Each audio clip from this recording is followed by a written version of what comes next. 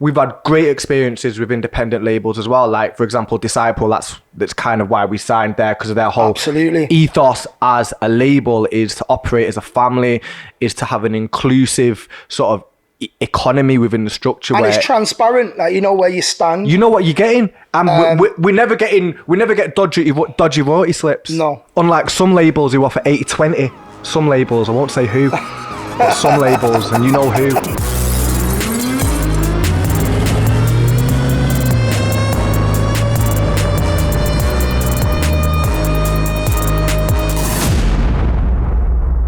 Yo, what's going on, everyone? Welcome to the rundown. Right, Jay, this week, we're talking about record labels. The good, the bad, and the ugly. We're talking about major labels, or we're talking about all labels, because I think from my perspective, and well, I know we share some very similar opinions on this, but I think one of the big questions out there at the minute, and what you're hearing a lot of people talking about, is, are labels, major labels, are they even relevant anymore? Yeah, defo. It's a big conversation at the minute, and I think the reason is because a lot of big artists are doing it themselves at the moment. The thing is, obviously, major labels, they're still the gatekeepers. Like, see things like Spotify and the streaming platforms. Obviously, we all know how important those platforms are. Now, I know at Spotify, you used to be able to basically submit music for playlists, and you used to be able to use things like radio pluggers. You can, but it's changed. Yeah. So back in the day, you could get your radio plugger to service Spotify. Yeah. Now that conversation is only open to major labels. They changed it, so if you're an independent artist, you can't even sit down at the table and talk. Yeah, you can submit your track via the artist thingy, but we all know that's. But you can get a Spotify plugger. Not really, not in the same sense of you. But will they have the same gravitas as someone from like Sony or whatever going and sitting at the table? You can't even have the conversation, really, to my understanding anyway, because I was speaking to a well-known radio plugger recently who's plugging a record that I've produced and that I'm kind of overseeing, which is on our label, Medication. And shout out to Natalie. She explained to me, like, you know, we used to be able to offer that service, and I've got strong connections at Spotify. However, they literally changed it, and they made it so that only majors can really sit down and have the conversation. So what independent artists have to do is they have to build hype. You know what I'm saying? Now, labels are like, these days, major labels, they're kind of like banks, innit? Yeah, exactly. Like, if you haven't got the P to fund your projects, major labels are a good route for that. But major labels aren't fucking with anything that hasn't got numbers. And the thing is as well, they're signing deals on like a 90-10 split. Yeah, of course. Or 85-15%. So you're going to go and put all that work in, bare your soul, put all that effort in, and you're going to take 15% of the money. But you know, 15% of 100 million streams, which is on the extreme end, is better than 50% of 1,000 streams, what a lot of independent artists get. It's not a lot, but it's all relative, you get what I'm saying? So I think... But there's a lot of independent, I think, like, the thing is there's almost, it's a bit like football in a sense, isn't it? Because there's a league table in it. You've got people like at one end of the scale who might be just getting like 1,000 streams on a record. Yeah. But then you've got someone who's still not getting signed to a major, who's still doing like 5-10 million streams on a record. And they're still not picking up ears of majors, because you got to think from their perspective, they want to get a guaranteed return on their investment. So if you're looking at $4,000 for a million streams, right? 100 million streams would revenue you then $400,000, right? Yeah. Let's say, so if you put a project out that's going to revenue $400,000, they've got to then, within that, they've got to pay for all the videos, top quality videos. You're talking 30K, you can do it for 100K. 50K. You can do it for 100K. I reckon in the UK alone, if you're talking about America, different situation, you need like 300K if you're thinking UK and America. But I think you can run a decent campaign on 100K. I guess it depends where you are as an artist. Like, if you're up and coming brand new artist, like, and a label is interested and you haven't got the numbers, number one, that's pretty lucky in itself. You must be pretty special. Do you know what I mean? Because labels, even for artists who are cold and who have done a little bit of this and that, if the numbers don't match up, they're not touching it. Do you get what I mean? So like, that's why I'm saying it's a funny one. That's why I'm saying, in a way, they are like, in a sense, you could say that major labels are dead. And the reason why I could say that is because you can get, it's a loan. Yeah. Right? It's a loan. It's the worst loan you'll ever get in your whole life. Exactly. Because the percentage on return is appalling. Appalling. But obviously they're taking a big risk. And that's... But then so's a bank. Santander are taking a big risk. If they give you 100 grand and you're going to go, yo, I've got this business idea to make music and put it out. It's the same risk, you know what I mean? I think ultimately... what my advice would be to do, if at all possible, is to build your shit from the ground up and make it pop and make it bubble. Now, I know how difficult that is because I work with artists all the time and I see the struggle, and you know, we put music out ourselves and we understand the struggle. We understand how many layers it takes from I don't know, artwork, well, making the music in the first instance, to making artworks, to making music videos, to all this content what you need, and then pushing the content, because we all know the algorithms on Instagram are blocking everyone. Ultimately, you know what I mean? the problem, I think a problem that a lot of artists are coming up with now is like it being a pit of money that doesn't return. Absolutely, for a long time. For a long time, and you know, the brutal fact of the matter is, it's not going to return for everyone. Like, it can't. No. Because there's just not enough. There is enough market space, but the game just doesn't work like that. No, it doesn't. But at the same time, but that's where the majors are still relevant. And you know, the majors are doing a lot of upstreaming. So they're waiting until, you know this anyway, you get me. They're waiting until something's big and it's popping, and then you upstream it to a major. And I think that is becoming more and more ubiquitous. You get me? That's becoming more prevalent. Like, majors are sitting back and going, all right, we're going to watch this, we're going to see what it is, and when it starts to pop, okay, we'll take it on and we'll put a bit of money behind it. But there is also a huge wave of independent labels now that are absolutely hugging a huge piece of the market.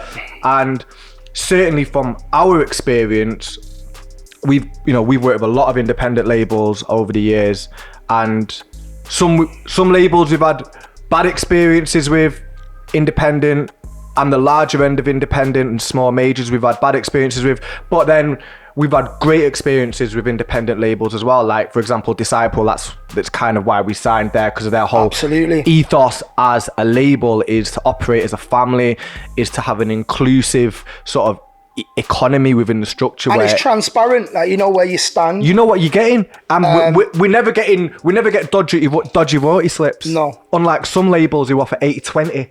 Some labels, I won't say who, but some labels, and you know who. Literally, it's a minefield, and I think this is stuff that up and coming artists really need to be aware of. I think it's really important. It's an important conversation, you get me, because you know, what is the right thing to do? Like, also, you sacrifice your art a lot of the times when you sign to a major, unless you go there with the right amount of clout, so you can say, bam, nah, this is what I do. This is my shit. You're signing my shit. You get me? Like, you're not... a lot of artists, they sign to a major and it's like, bam, now you need to pair up with this guy, or this hook someone else has done. And that's not to say, like, don't be open to welcoming collaboration. Of course, sometimes that can level things up, but you know, oftentimes you'll see people's styles being bended. And who was it that recently, I can't remember her name, but she's put out some tweets recently. I wish I could remember her name. Anyway, you know, you'll all know her if I told you the name, but wait a minute, wait. Female singer. Yeah. Hold on. I'm gonna get it. What is it? That's a name. What is her name? We're gonna put the name in the description anyway. What is her name now? Oh, she was basically saying she signed a record deal 7 years ago. And every year they're saying, nah, next year. And then you got singers like Ray who've come through. They're giving away her shit to other artists, the things she's wrote. They're saying, we're going to give that such and such because she's popping. So, all right, bam, you get signed, you're buzzing. You get shelved for 7 years. And, you know, you look at this girl's tracks and they've got numbers. Like, the tracks that have been released, they're not small numbers. But they're not the numbers they need. She's just not popping because they're not putting that energy into it. But if you look at Ray, you see Ray, the singer, right? So she's come out, I thought it was interesting, so I've seen her on Channel 4 on that Mo Gilligan's comedy show thing, whatever it was the other week. Anyway, she's come out and she made this big statement about, I've left my label now, and like I'm going independent because like I'm gonna be like creative and do my own thing. Yo, It's the most pop record you have ever heard. It's like the most major sounding record ever.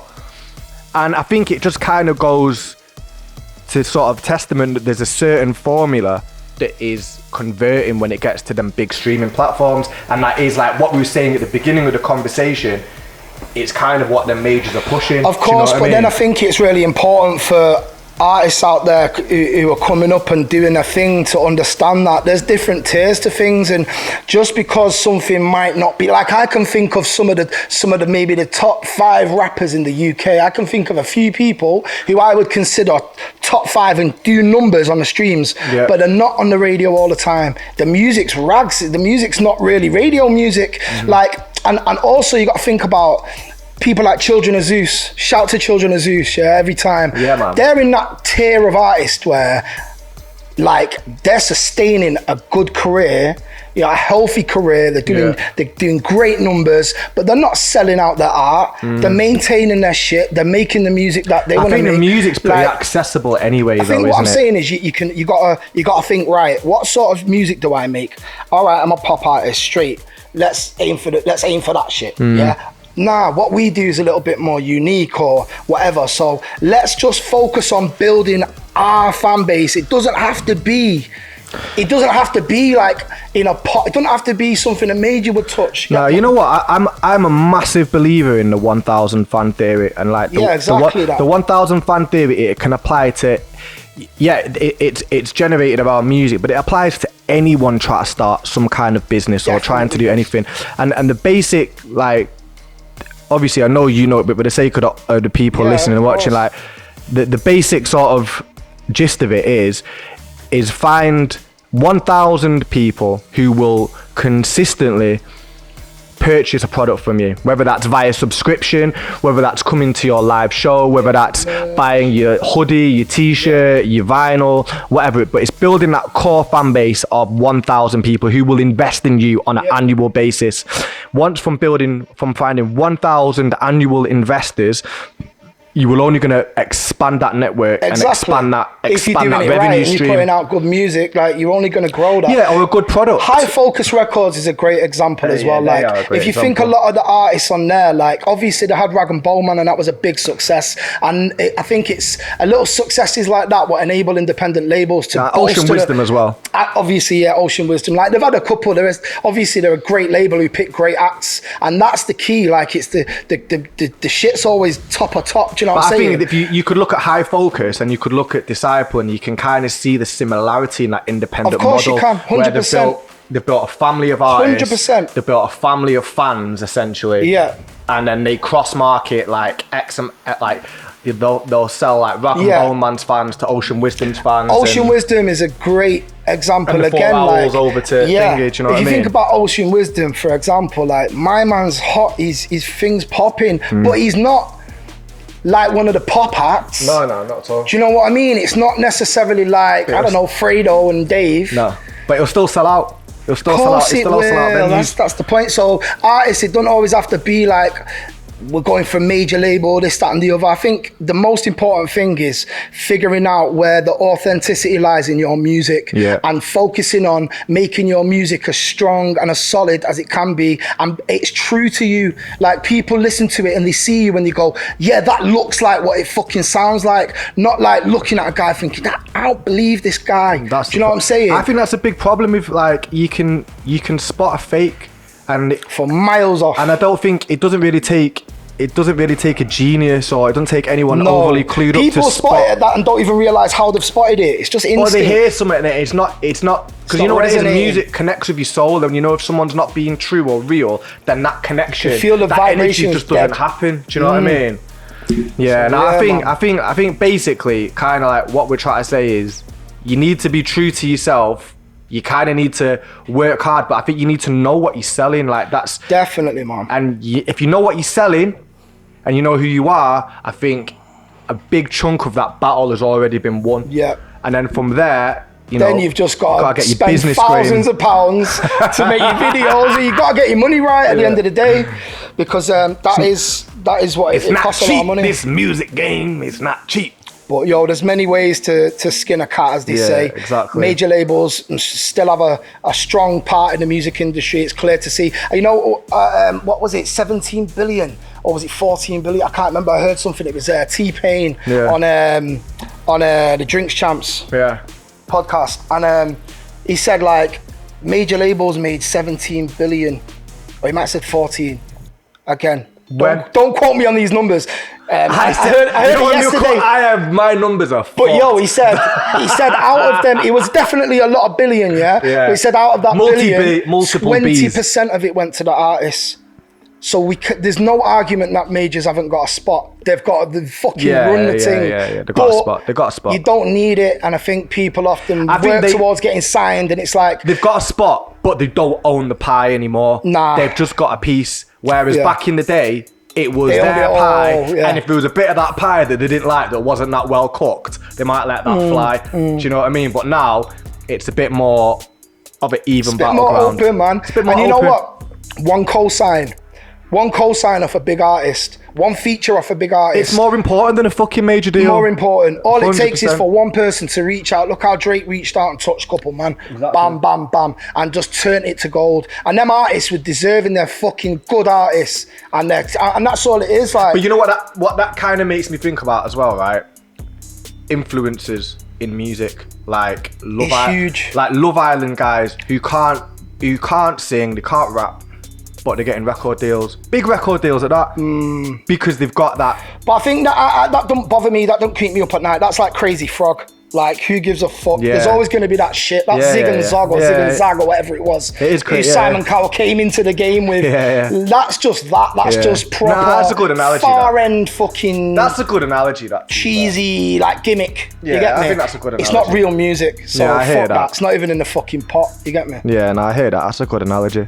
Yo, you've been locked into the rundown. We'd love to know what you guys think about today's discussion, all about major labels, independent labels, all that good stuff. Hit us up in the comments, please. Let us know what you think, and we'll see you real soon.